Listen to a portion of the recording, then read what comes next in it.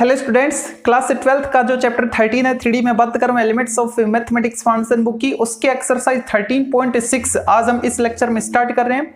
और जो 3D geometry है इसके हम दो पोर्शन पढ़ रहे थे, जिसमें एक पोर्शन कंप्लीट कर लिया हमने लाइन वाला, और जो सेकंड एंड लास्ट जो पोर्शन आपका बचा हुआ है प्लेन वाला, वो इस लेक्चर में हम स्टार्ट कर रहे हैं। तो सबसे पहले प्लेन क्या होता है इसकी डेफिनेशन देखते हैं, फिर उसको एक्सप्लेन करते हैं। तो जो सिंपल डेफिनेशन की बात करें तो वो आपको बोल रहा है a plane is a surface, एक जो प्लेन है वो ऐसा सरफेस है such that if any two points are taken on it, जैसे कि ये प्लेन है, ठीक है, वैसे मैंने यहाँ पे बना दिया, ठीक है। इस प्लेन पर कहीं भी आप रेंडमली दो पॉइंट ले लो, सपोज यहाँ पे ले लिया मैंने ए पॉइंट, यहाँ पे ले लिया मैंने बी पॉइंट, ये दो पॉइंट मैंने ले लिए, ओके।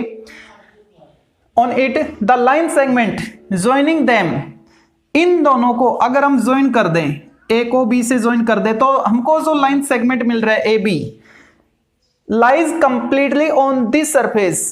तो ये जो लाइन सेगमेंट है ये पूरे का पूरा इस सरफेस पर आना चाहिए, मतलब ये जो लाइन सेगमेंट है इसमें जो भी पॉइंट इंक्लूड है, जितने भी पॉइंट का ये लोकस है, वो सारे के सारे पॉइंट इसी प्लेन पर आने चाहिए, ठीक है। किसी भी पॉइंट की आप बात करो इस लाइन सेगमेंट पर, जो भी पॉइंट है वो सारे के सारे इसी प्लेन में होने चाहिए, ठीक है। यानी ए बी कंप्लीटली इसी प्लेन पे लाई करे, तो इसको इसी सरफेस पे लाई करे, तो इसको बोलेंगे हम प्लेन, ठीक है। अगर बात करूं मैं नॉर्मल फॉर्मेट में, तो नॉर्मल का मतलब होता है कि इस प्लेन पर परपेंडिकुलर कोई भी एक लाइन या वेक्टर, ठीक है। If line joining two any two points on a surface, ठीक है, किसी एक सरफेस में हमने दो पॉइंट लिए और उनको ज्वाइन करने वाला जो लाइन सेगमेंट है वो लाइन सेगमेंट इज परपेंडिकुलर, ये जो ए बी है ये परपेंडिकुलर होगा, किस पे परपेंडिकुलर होगा, to some fixed straight line, किसी फिक्स्ड स्ट्रेट लाइन पर, ठीक है। अब देखो ये जो लाइन आप देख रहे हैं एरो, ठीक है, इसको बोलते हैं नॉर्मल, प्लेन का नॉर्मल है, नॉर्मल ऑफ ए प्लेन, ठीक है, यानी इस पर परपेंडिकुलर है, किस पर, इस प्लेन पर परपेंडिकुलर है। अगर प्लेन पर परपेंडिकुलर है तो उस प्लेन में आप कितनी भी लाइन ड्रॉ कर लो, उन सभी लाइन पर वो परपेंडिकुलर होगा, ठीक है। तो ये जो आप एरो वाली लाइन देख रहे हैं ये ए बी पे भी परपेंडिकुलर होगा, किन्हीं भी दो पॉइंट को ज्वाइन करो, जो भी लाइन सेगमेंट आएगा यहां से यहां ले लो, तो उस पर भी ये परपेंडिकुलर होगा, ठीक है। क्यों? क्योंकि ये प्लेन पर परपेंडिकुलर है, प्लेन का नॉर्मल है, प्लेन का नॉर्मल है मतलब प्लेन की परपेंडिकुलर है, तो प्लेन पर लाई करने वाली जो भी लाइन सेगमेंट होंगी उन सभी पर ये परपेंडिकुलर होगा, ठीक है। तो ये जो सरफेस है इस फॉर्मेट में देखें एक बार फिर से कि कोई भी एक सरफेस, उसमें दो पॉइंट को ज्वाइन करने वाला जो लाइन सेगमेंट है ए बी, ठीक है, वो परपेंडिकुलर होगा किससे, किसी फिक्स्ड लाइन से, इस लाइन से, और इस फिक्स्ड लाइन को क्या बोलेंगे यहाँ पे, नॉर्मल बोलेंगे, ठीक है। अगर वो इस रिस्ट्रिक्शन को फॉलो करे तो वो जो डेफिनेशन आएगी वो प्लेन की डेफिनेशन होगी, ठीक है। Then this surface is called a plane and this fixed line is called normal to the plane, इस प्लेन का नॉर्मल होगी ये वाली लाइन, ठीक है, ओके। अब ये तो हमने डेफिनेशन देखी। अब ये जो प्लेन है, ठीक है, इसका इक्वेशन फाइंड करेंगे हम किस किस फॉर्मेट में, वेक्टर फॉर्मेट में, और उसको फिर कार्टेशियन में चेंज कर लेंगे, फिर उसका जो जनरल इक्वेशन आएगा उसको देखेंगे, और अलग अलग कंडीशन के साथ जो प्लेन का इक्वेशन आएगा उन पे चर्चा करेंगे। तो अब देखते हैं equation of a plane in vector form. Vector form में प्लेन का इक्वेशन लिखना हो या कार्टेशियन फॉर्मेट में प्लेन का इक्वेशन लिखना हो, आपको मिनिमम रिक्वायर्ड इंफॉर्मेशन चाहिए इसके इक्वेशन को लिखने के लिए, ठीक है। और वो रिक्वायर्ड जो इंफॉर्मेशन वो क्या है कि ये जो नॉर्मल वेक्टर है, वेक्टर फॉर्मेट की बात कर रहा हूं, ठीक है, तो ये जो नॉर्मल है इसका हमको वेक्टर मिलना चाहिए। सपोज वो एन वेक्टर हमको दे दिया गया है, ठीक है, जो नॉर्मल है वो नॉर्मल वेक्टर एन वेक्टर है, ठीक है। और ये जो प्लेन है इस प्लेन पर लाई करने वाला कोई भी एक पॉइंट होगा ए, और उसकी पोजीशन वेक्टर मैंने लेट कर ली है, वेक्टर ए है, ठीक है। यानी ये दो पॉइंट हमको मालूम है, मतलब ये जो नॉर्मल है प्लेन का, ठीक है, ये एन वेक्टर है, और इस प्लेन पर लाई करने वाला कोई भी एक पॉइंट ए जिसका पोजीशन वेक्टर मैंने वेक्टर ए लिया है, ठीक है। अब हमको इस प्लेन का वेक्टर इक्वेशन लिखना है, तो उसके लिए क्या करेंगे, हम कोई एक मूवेबल पॉइंट लेते हैं, सपोज आर, लेकिन ये मूव कर सकते, मूवेबल है, लेकिन कहां पे मूव करेगा इसको रिस्ट्रिक्टेड किया गया है। क्या रिस्ट्रिक्शन दिया गया इसको कि ये जो आर है ये ए के साथ जो ए आर वेक्टर बनाएगा, ठीक है, वो ए आर वेक्टर इस प्लेन के नॉर्मल वेक्टर पे परपेंडिकुलर होना चाहिए using definition of a plane, ठीक है। तो यहां पे क्या लिखें, जो ए आर वेक्टर है और जो n वेक्टर है इन दोनों का डॉट प्रोडक्ट 0 हो जाना चाहिए, क्योंकि एक दूसरे के परपेंडिकुलर है अगर डेफिनेशन को फॉलो कर रहे हैं तो। ठीक है, तो हमको तो प्लेन का इक्वेशन चाहिए, तो बिल्कुल डेफिनेशन को फॉलो करवाएंगे। तो क्या लिखें यहां से, वेक्टर AR इसका डॉट प्रोडक्ट n के साथ क्या आना चाहिए, 0 आना चाहिए, क्योंकि ये एक दूसरे पे परपेंडिकुलर है, नॉर्मल है। ठीक है, इस प्लेन का, तो इसमें जो भी वेक्टर आप लोगे उस पे भी ये परपेंडिकुलर होगा। तो मैंने एक वेक्टर ले लिया AR, तो AR और n का अगर डॉट प्रोडक्ट करेंगे तो परपेंडिकुलर होने की वजह से उनका डॉट प्रोडक्ट 0 के इक्वल आएगा। ठीक है, तो AR को यहां पे क्या लिख सकते हैं, अगर मैं इसका position vector small r let कर लूं, ठीक है, तो अब हम AR वेक्टर फाइंड कर पाएंगे r माइनस a, इसका डॉट प्रोडक्ट वेक्टर n के साथ। n कैप कब लिखा जाएगा, n कैप लिखा जाएगा अगर ये आपको यूनिट वेक्टर दे रखा, उस केस में n कैप। ठीक है, ओके, मेन चीज तो यही है, आपको यही ध्यान रखनी है। ठीक है, चाहो तो आप बुक वाला बनाने के लिए इसको अंदर मल्टीप्लाई कर लो, तो क्या आएगा, vector r dot n cap sorry n vector minus vector a dot n vector equal 0। ठीक है, अच्छा अब देखो हमारे पास गिवन इंफॉर्मेशन क्या थी, 2 पॉइंट थे हमारे पास। एक तो ये जो नॉर्मल है, normal vector n cap sorry n vector ये था, और एक इस प्लेन पर लाई करने वाला जो पॉइंट था जिसका पोजीशन वेक्टर a था। बस ये 2 पॉइंट थे हमारे पास। ठीक है, जब मैं इन दोनों वेक्टर का, ठीक है, किसका, a का और n का डॉट प्रोडक्ट फाइंड करूंगा, ठीक है, तो मेरे को एक स्केलर क्वांटिटी मिलेगी। ओके, और वो जो स्केलर क्वांटिटी आएगी उसको मैं d बोल देता हूं। ओके, तो मेरे को क्या मिलेगा, vector r dot n vector minus इस स्केलर क्वांटिटी को मैंने d बोल दिया इक्वल 0। फाइनली आप इसको इस फॉर्मेट में लिख सकते हो, r dot n equal d। तो ये जो आपको इक्वेशन मिला ये इस प्लेन का वेक्टर इक्वेशन होगा। ठीक है, ओके, अब बात करें इसके कार्टेशियन इक्वेशन की। Equation of plane in Cartesian form.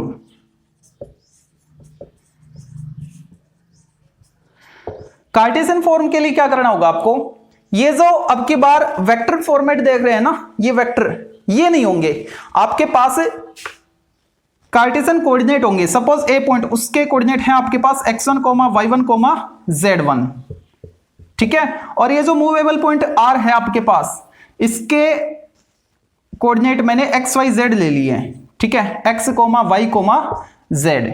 ठीक है, लेकिन कंडीशन तो अब भी वो यूज करेंगे हम, क्योंकि ये जो आप AR देख रहे हैं ये इस पे परपेंडिकुलर है। ठीक है, अगर ये इस पे परपेंडिकुलर है तो क्या होना चाहिए, जो वेक्टर AR है उसका डॉट प्रोडक्ट n के साथ वापस से 0 आना चाहिए।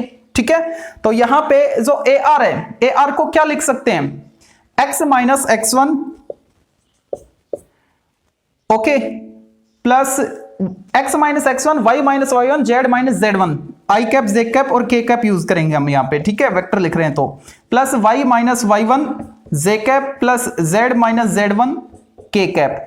इसका ये जो AR वेक्टर आया हमारे पास, इसका डॉट प्रोडक्ट किसके साथ, n के साथ। ठीक है, और ये जो n आप देख रहे हैं, ये जो n है इसके डायरेक्शन रेशियोज जो भी होंगे इस फॉर्मेट के होंगे, a, b, c।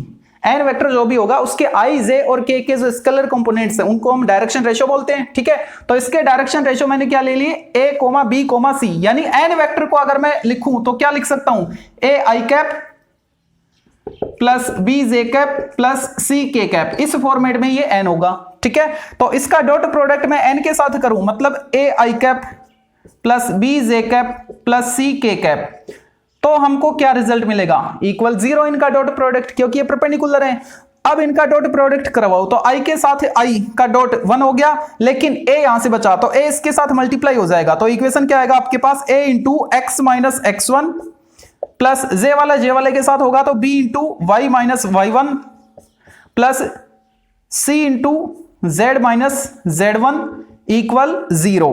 तो ये जो हमने इक्वेशन फाइंड किया ये कार्टेशियन फॉर्मेट में उस प्लेन का इक्वेशन है। ठीक है, और ये जो प्लेन आया आपके पास ये इस पॉइंट से पास हो रहा है ना, आप इसको बोल सकते हो कि किसी एक पॉइंट से पास होने वाले प्लेन का इक्वेशन ये होगा। ठीक है, यहां पे a, b और c क्या है, उस प्लेन के नॉर्मल जो भी है वेक्टर उसके डायरेक्शन रेशियोज हैं, ठीक है। यहां पे जो प्लेन है उसके जो नॉर्मल वेक्टर है, उसका जो नॉर्मल वेक्टर वो क्या है, एन है, ठीक है। तो एन के जो डायरेक्शन रेशियोज है वो क्या है, ए बी सी है। यहां पे जो ए बी और सी आप देख रहे हैं ये क्या है, ये डायरेक्शन रेशियोज हैं। किसके डायरेक्शन रेशियोज हैं, नॉर्मल के, ऑफ नॉर्मल, ठीक है। ये आपको ध्यान रखना चाहिए। तो अगर आपको नॉर्मल वेक्टर दे रखा है तो वहां से आप एबीसी फाइंड कर लोगे, आइजेक के स्केलर कंपोनेंट, और जो पासिंग पॉइंट है x1 y1 z1 वो आपको गिवन होगा, तो उस प्लेन का इक्वेशन आप फाइंड कर पाओगे कार्टेशियन फॉर्मेट में, ठीक है।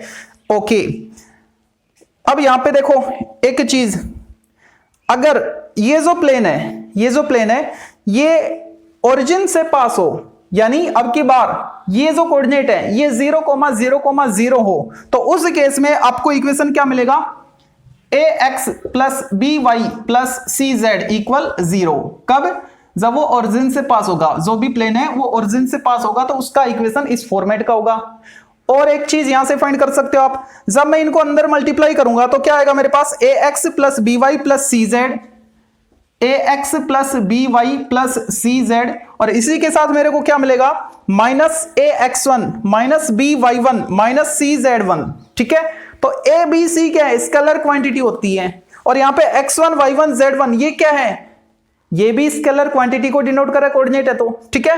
तो जब मैं ax1 by1 और cz1 जो कि तीनों नेगेटिव थे, इनको जब मैं सोल्व करूंगा तो एक नया स्केलर मेरे को मिलेगा, ठीक है, और उसको मैं स्मॉल d बोल देता हूं, ठीक है। तो जब मैंने a को x के साथ, b को y के, z को c को z के साथ मल्टीप्लाई किया तो ये लिखा, और उसके साथ मेरे को जो स्केलर क्वांटिटी मिलेंगी ax1 by1 और cz1 उनको मैं d से रिप्लेस कर देता हूं, प्लस d इक्वल 0।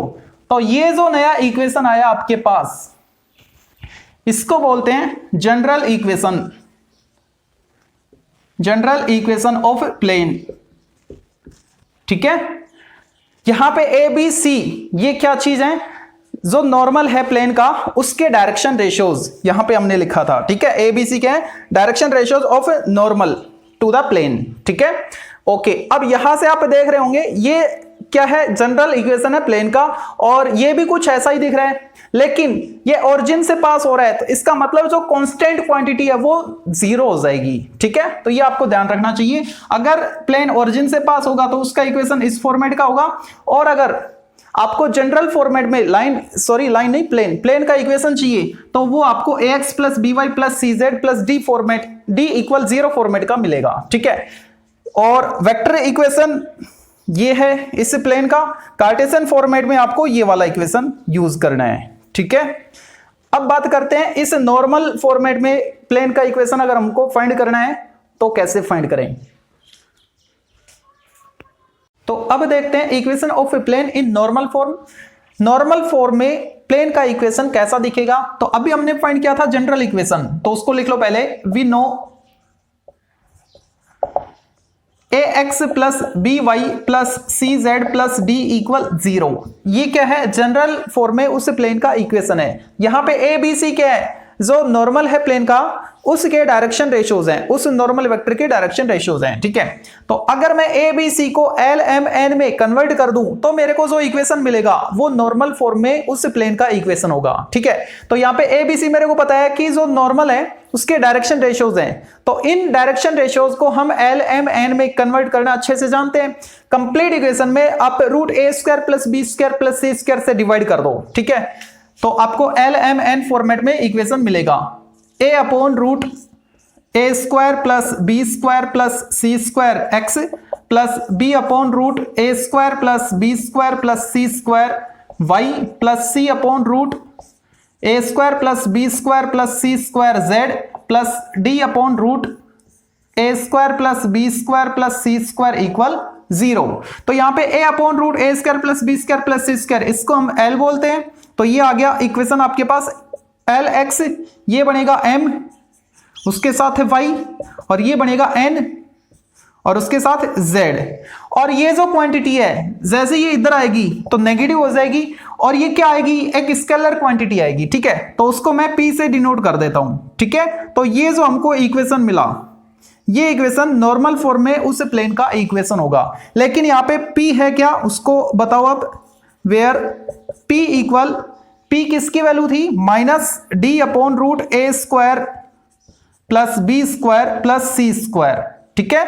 और ये जो P है ये भी काफी इंपॉर्टेंट है, ये जो P है जो आपको minus D upon root A square plus B square plus C square मिल रहा है, ठीक है। ये क्या है, ओरिजिन से, ओरिजिन 0,0,0 ओरिजिन से इस प्लेन पर परपेंडिकुलर ड्रॉप करोगे, ठीक है। सपोज ये पॉइंट P है, ओके। तो ये जो OP है इसकी लेंथ नेगेटिव है, मोड में लेंगे तो ये पॉजिटिव हो जाएगी, ठीक है। तो ये आपको ध्यान रखना चाहिए, जो OP डिस्टेंस है ओरिजिन से उस प्लेन पर परपेंडिकुलर ड्रॉप करते हैं तो उस परपेंडिकुलर की लेंथ OP वो कितनी है, D upon root A square plus B square plus C square, ठीक है। या फिर आप इसको P लिख सकते हो, लेकिन मोड के अंदर लिखना, डिस्टेंस है इसलिए पॉजिटिव रहेगी, ओके। तो अब इस पर बेस्ड जो आपकी एक्सरसाइज है 13.6 उसके क्वेश्चंस करते हैं। इसमें 2 पॉइंट अभी मैंने छोड़े हैं, ठीक है। जब इसका लेक्चर सेकंड करेंगे तो उस लेक्चर के साथ उसको एक्सप्लेन करेंगे और उससे रिलेटेड जो क्वेश्चंस है वो लेक्चर सेकंड में हो जाएंगे। आज जो मैंने ये बेसिक बताया इससे रिलेटेड एक्सरसाइज के जो क्वेश्चंस हैं उनको कर लेते हैं। अब देखते हैं एक्सरसाइज 13.6 इसका first question, first part, find the Cartesian equation of a plane whose vector equation. आपको वेक्टर इक्वेशन दे रखा है, प्लेन का कार्टेशियन इक्वेशन फाइंड करना है। तो यहां पे जो वेक्टर इक्वेशन है उसमें जो आर वेक्टर है, इस आर वेक्टर को x I cap plus Y J cap plus Z K cap से रिप्लेस कर दो और इसको सोल्व कर लो। जो भी इक्वेशन आपके पास आएगा विदाउट आई जे के आएगा, मतलब कार्टेशियन इक्वेशन आपको मिलेगा, ठीक है। तो यहां पे आपको लिखना होगा वेक्टर आर किससे रिप्लेस कर रहे हो, आर की वैल्यू बता दो आप, X I cap plus Y J cap plus Z K cap, okay. Format क्या होता है इनका, R dot vector N equal D format, है ना। तो यहां से अगर कंपेयर करूं तो एन वेक्टर क्या है मेरे पास, आर के साथ जो डॉट में होता है वो एन वेक्टर होता है, ठीक है। एन वेक्टर मतलब उस प्लेन के नॉर्मल वेक्टर, ठीक है, नॉर्मल डायरेक्शन में जो वेक्टर है। तो यहां पे एन वेक्टर क्या है, 2 आई कैप प्लस 3 जे कैप माइनस के कैप, और डी क्या है यहाँ पे जो इक्वल में आपको वैल्यू मिल रही है 1 है, ठीक है। अब R dot N equal D, इस फॉर्मेट में आपको इसको लिखना है, ठीक है। इसको सिंप्लीफाई करने पर जो आपको इक्वेशन मिलेगा वो कार्टेशियन इक्वेशन होगा, x I cap plus Y J cap plus Z K cap, इसका डॉट प्रोडक्ट किसके साथ, 2 आई कैप प्लस 3 जे कैप माइनस के कैप, और इक्वल क्या है 1 है, ठीक है। अब इनको सोल्व करो, I dot I 1 J dot J 1 के डॉट के 1, ठीक है। बाकी आई के जे ये सब 0 हो जाएंगे। तो आपको इक्वेशन क्या मिलेगा, 2x plus 3y minus Z equal 1। तो ये जो इक्वेशन आप देख रहे हैं ये कार्टेशियन इक्वेशन है उस प्लेन का, जिसका वेक्टर इक्वेशन आपको r डॉट 2 आई कैप प्लस 3 जे कैप माइनस के कैप इक्वल 1 दे रखा था उसका, ठीक है। यहां पे देखो वेक्टर इक्वेशन आपको फाइंड करना है, ठीक है, of a plane whose Cartesian equation. अब की बार इस पहले वाले का रिवर्स करवा रहा है हमसे, ठीक है। यानी कार्टेशियन इक्वेशन देख के वेक्टर इक्वेशन फाइंड करना है, और वेक्टर इक्वेशन के लिए हमको क्या चाहिए, n चाहिए, वेक्टर n चाहिए, ठीक है। r dot n vector equal D format जो आएगा, ठीक है, वो किसको डिनोट करेगा, vector equation of a plane को, ठीक है। तो यहां पे n मेरे को फाइंड करना पड़ेगा, और n होता क्या है, अगर ये जो इक्वेशन है इसकी कंपेयर आप general equation of a plane से कर पाओ तो आप आसानी से जो n वेक्टर है उसको डिफाइन कर पाओगे, ठीक है। जो इसका जनरल इक्वेशन था ax plus B y plus C z plus D equal 0, ठीक है। इससे जब इसकी कंपेयर करोगे, ठीक है, तो आप ए बी सी फाइंड कर पाओगे। और ये ए बी सी क्या थे, जो उस प्लेन के नॉर्मल डायरेक्शन में जो वेक्टर जाता था उसके डायरेक्शन रेशियोज थे, उन्हीं के अगर हम आई जे और के अप्लाई कर दें तो हमको एन वेक्टर मिल जाएगा, ठीक है। तो यहां से एन वेक्टर क्या मिलेगा, ए बी सी की जो वैल्यू आ रही है उनके साथ आई जे और के अप्लाई कर दो, यानी 1 -2 और 3, मतलब आई कैप -2 जे कैप प्लस 3 के कैप, ओके, ठीक है। एन वेक्टर आ गया आपके पास, ओके। बात करें किसकी, डी की, तो उसको ट्रांसफर कर दो आप, ट्रांसफर करोगे तो डी की वैल्यू क्या आएगी, -1 आएगी। अब N dot R dot N equal D, इसमें वैल्यू सब्सटीट्यूट कर दो। तो आर तो नहीं है वेक्टर फॉर्मेट के लिए, आर तो एज इट इज लिखते हैं, आर डॉट एन, एन क्या है हमारे पास, आई कैप -2 जे कैप प्लस 3 के कैप इक्वल डी, डी क्या है -1। तो ये जो इक्वेशन आया ये वेक्टर इक्वेशन है उस प्लेन का जिसका कार्टेशियन इक्वेशन आपको ये दिखा था। तो अब देखते हैं क्वेश्चन नंबर सेकंड को। Find the vector equation of a plane. Vector equation आपको फाइंड करना है, मतलब r dot n equal D format, ठीक है, which is at a distance of 4 unit from the origin. Origin से आपको डिस्टेंस रखी है 4 यूनिट, ठीक है, विच इज, और ये जो नॉर्मल है, सॉरी ये जो प्लेन है ना जिसका इक्वेशन आप फाइंड कर रहे हो वो परपेंडिकुलर है normal to the vector this, ठीक है। तो एन वेक्टर आपको दे दिया इसने, एन वेक्टर क्या दे दिया इसने, 2i cap minus 3j cap plus 6k cap, ठीक है। एन की वैल्यू है आपके पास, ओके, और ओरिजिन से डिस्टेंस हमको निकालनी है, दे रखी है 4। तो ओरिजिन से प्लेन की डिस्टेंस, परपेंडिकुलर डिस्टेंस, ठीक है, तो इसको हम क्या पढ़ते थे, Lx plus M Y plus N Z वाला फॉर्मेट हमने देखा था ना, इक्वल P, लेकिन वो कार्टेशियन फॉर्मेट में था। इसका मतलब आपको L M N क्रिएट करने हैं, तो क्या करना पड़ेगा, इसको n कैप बनाना पड़ेगा, ठीक है, क्योंकि n कैप का मतलब क्या है, वो एक ऐसा यूनिट वेक्टर होता है, मैग्नीट्यूड तो उसका एक होगा लेकिन उसमें i j k के जो स्केलर कंपोनेंट आएंगे वो L M और N को रिप्रेजेंट करेंगे, ठीक है। तो यहां पे हमको करना क्या होगा, इसको n कैप में कन्वर्ट करना होगा, फिर आपको जो इक्वेशन मिलेगा वो इस फॉर्मेट का मिलेगा, ठीक है, ओके। तो उसके लिए सबसे पहले n कैप पे डिफाइन कर लो। n कैप क्या आएगा, इसमें डिवाइड कर दो इसके मैग्नीट्यूड से, तो मैग्नीट्यूड क्या आएगा इसका 36 40 49 यानी 7 upon 7, 2 upon 7 i cap minus 3 upon 7 j cap और प्लस 6 अपॉन 7 k कैप, ठीक है। अब उसमें आप वैल्यू पुट कर दो तो क्या आएगा, r dot 2 upon 7 i cap minus 3 upon 7 j cap और 6 upon 7 k cap equal distance कितनी इधर की आपको ओरिजिन से उस प्लेन की 4 यूनिट। चाहो तो आप इसको कंप्लीट इक्वेशन को 7 से मल्टीप्लाई कर दो, तो 7 से करेंगे तो इनके डिनोमिनेटर हट जाएंगे और ये 28 बन जाएगा। r dot 2i cap minus 3j cap plus 6k cap equal 28। तो ये जो इक्वेशन आया आपके पास ये वेक्टर इक्वेशन है उस प्लेन का, ठीक है। यहां पे देखो हमने ये यूज क्यों नहीं किया वेक्टर वाला, एन कैप यूज क्यों किया, पहले तो हमने ये फाइंड किया था, ठीक है, लेकिन यहां पे इसने प्लेन की ओरिजिन से डिस्टेंस दे रखी है, और प्लेन की ओरिजिन से डिस्टेंस तो हमने नॉर्मल फॉर्मेट में जब इस प्लेन का इक्वेशन फाइंड किया तब देखा था, वो जो P आया था d upon root A square plus B square plus C square करके, और x y z के साथ हमने L M N यूज किए थे, तो वहां पे जो L M N क्या थे, वो ये तो थे a upon root A square plus B square plus C square करके, ठीक है।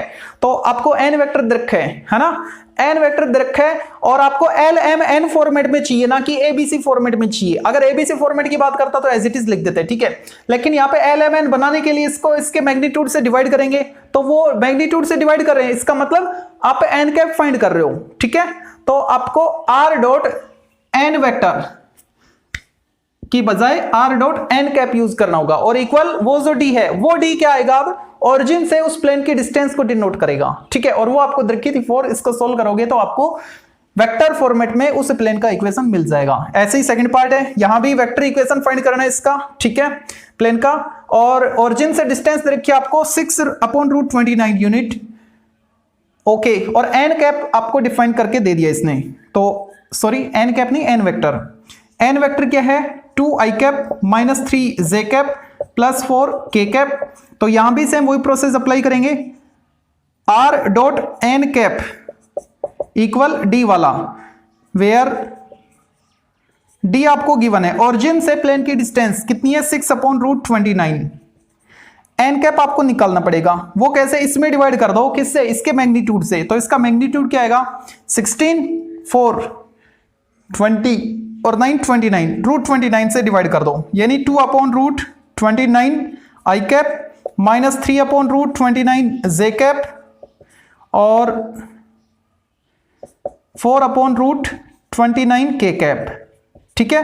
अब इसमें वैल्यू सब्स्टिट्यूट कर दो, तो r डॉट ये जो n कैप है, चलो मैं लिख देता हूं एक बार, 2 upon root 29 i cap minus 3 upon root 29 j cap plus 4 upon root 29 k cap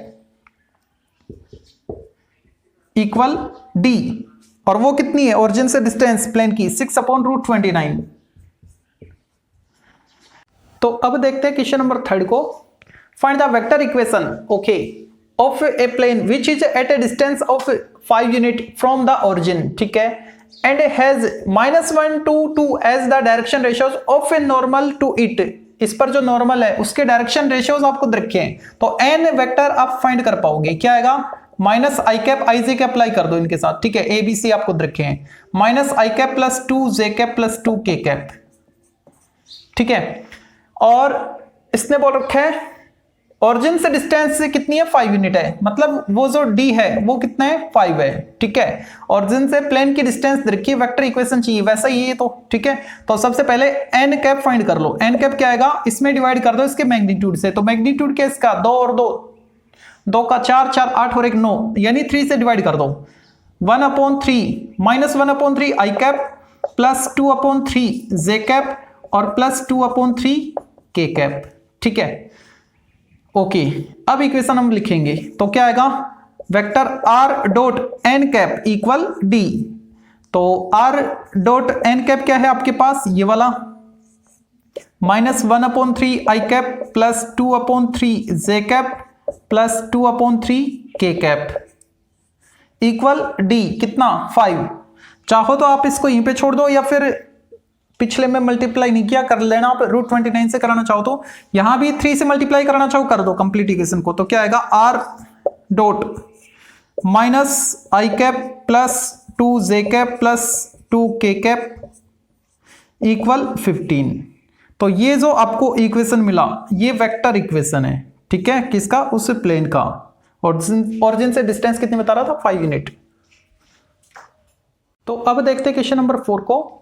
the vector equation of a plane, आपको वेक्टर इक्वेशन दे दिया है, ठीक है, और ये कह रहा है कि ये वाला जो वेक्टर आप देख रहे हैं ना ये नॉर्मल है प्लेन का, ठीक है। इसका मतलब एन आपको डिफाइन करके इसने दे दिया।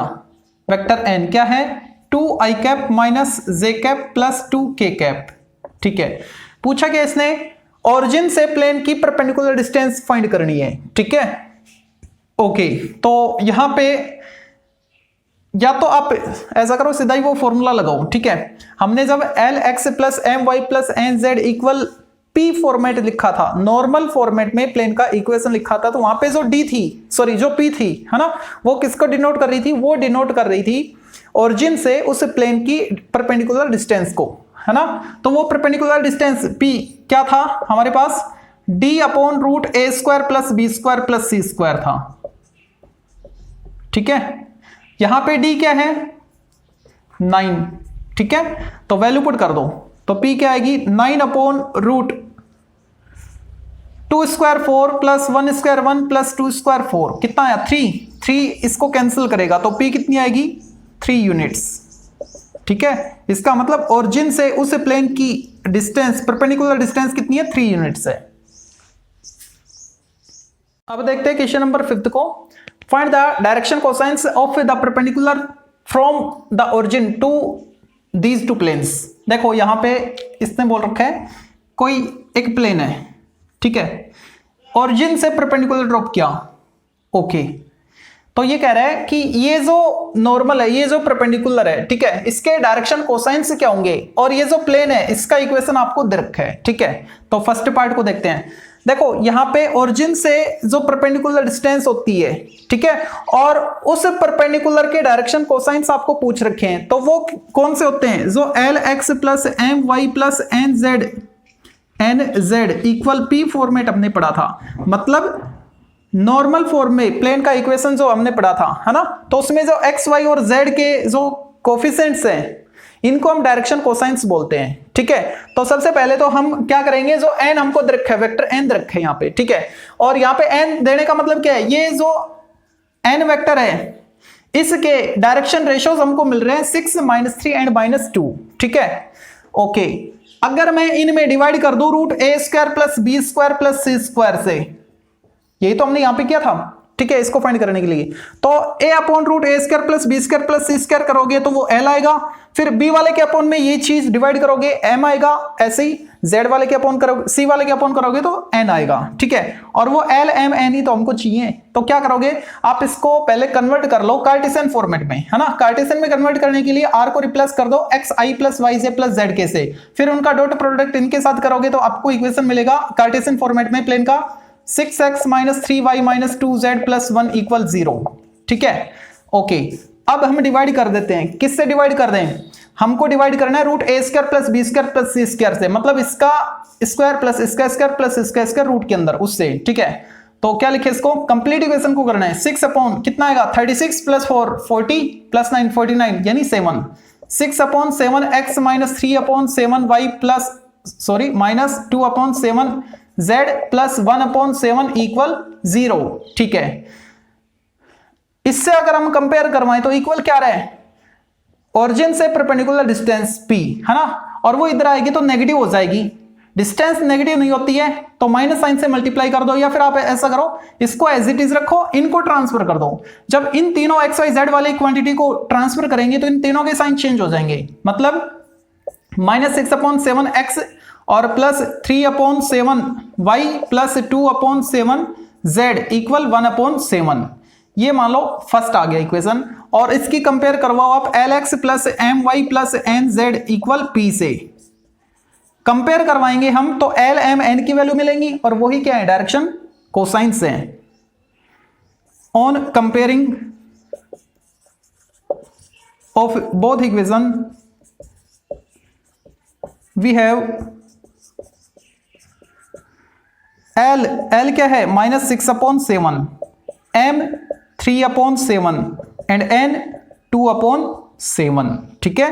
तो ये क्या है एल एम एन, यही तो है डायरेक्शन कोसाइंस। ओके, सेकंड को देखते हैं। तो सेकंड में तो ऑलरेडी आपको कार्टेशियन फॉर्मेट में प्लेन का इक्वेशन रखा है, ठीक है।